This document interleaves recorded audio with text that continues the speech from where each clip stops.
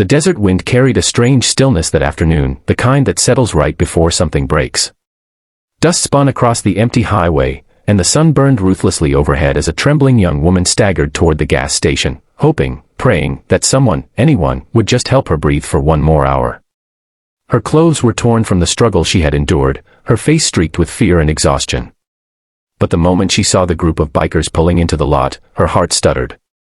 She had heard stories about men like these.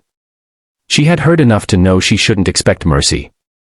Still, she whispered under her breath, almost as if speaking to the pain inside her, if it has to end, end it fast. Before we continue, if you believe in kindness, second chances, and humanity even in the darkest moments, please like, comment, share, and subscribe to support stories that remind the world what compassion truly means. The tallest biker, a broad-shouldered man with tattooed arms and eyes that hid more past than present, stepped toward her first. His boots thudded heavily on the concrete, the sound echoing through her bones. She felt small, fragile, almost invisible before him. His rough leather gloves reached out, not violently at first, but with a firm, unsettling certainty. And when he caught the edge of her shirt and pulled it aside, the entire group froze as if the world itself had been locked in place. Because beneath the torn fabric, on her bruised skin, was something none of them expected, a tiny, faded emblem tattooed close to her heart. A mark they all recognized. A symbol that did not belong on someone trembling in fear, but rather on someone who should have been protected by their own brotherhood long before life ever had the chance to break her. Her voice cracked as she whispered, too weak to hide the truth anymore. She told them her name was Riley. She told them she had run. She told them she had no one left. But what none of them expected, what none of them had prepared their hearts for, was when she revealed who had given her that mark. It was the name of a man they once rode with, a man they lost years ago in a tragic accident, a man who had saved each of these bikers at different points in their lives. He was their brother, and Riley was his daughter. Shock dissolved into a heavy, aching silence. The harshness on the biker leader's face softened into something more raw, recognition, regret, and a strange protective fire. He let go of her torn shirt, not because of pity, but because that single mark had turned her from a stranger into their responsibility. A responsibility they had unknowingly failed for years. Riley's legs buckled beneath her as she tried to explain how her life had spiraled since her father's death. She had been passed from home to home, city to city, until she finally ended up with people who saw her vulnerability not as something to help, but something to exploit.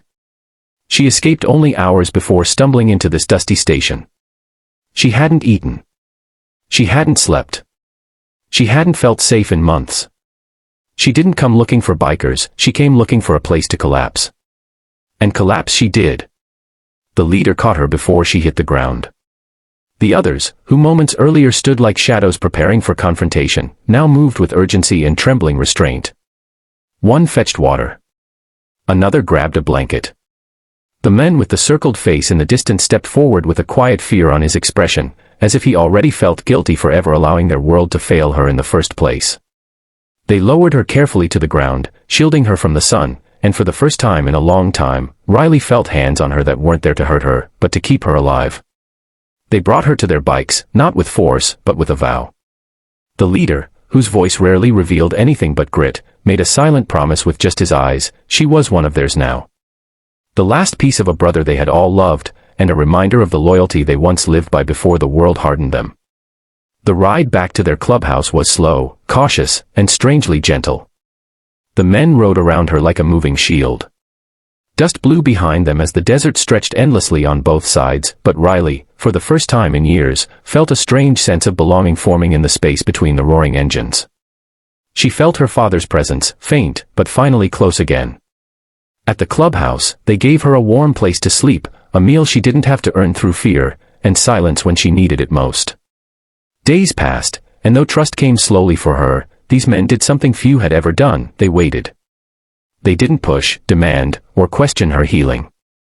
They just existed around her like a wall against the world that had broken her.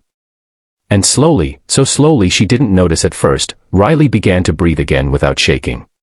She ate without crying. She looked people in the eyes without expecting pain. She laughed once, accidentally, and the sound startled even her. The bikers exchanged glances, and though they hid their smiles behind beards and leather, they felt the warmth of that tiny victory. But one evening, when the sun dipped into gold and the sky stretched pink across the horizon, Riley stood before the group. She was stronger now, not healed, not whole, but standing. And she thanked them in a way they would never forget. She told them they made her feel like she wasn't a burden to the world anymore. Like she had a place, one tied not to blood alone, but to honor. Near the end of her speech, tears gathered in the corners of her eyes as she said something powerful enough to still even the toughest men. My father protected you in life. Thank you for protecting what he left behind. If this story touched your heart even a little, please like the video, subscribe, share it with someone who needs hope, and leave a comment. Your support helps us continue creating stories that inspire and uplift. Before the story ends. Speech balloon special request, comment below, protect the broken. Riley stayed with them, not out of fear, but because sometimes family isn't the one you're born into, it's the one that finds you when you need it most. And on that blistering day at an empty gas station, a broken girl whispered for her suffering to end quickly, but fate answered differently. Instead of an ending, she was given a beginning. A new life. A new home. A new family built from leather, loss, loyalty, and the memory of a man whose spirit lived on in every person who chose to guard his child long after he was gone. In their silence that day, they didn't freeze from shock, they froze because they realized they had stumbled not into trouble, but into destiny.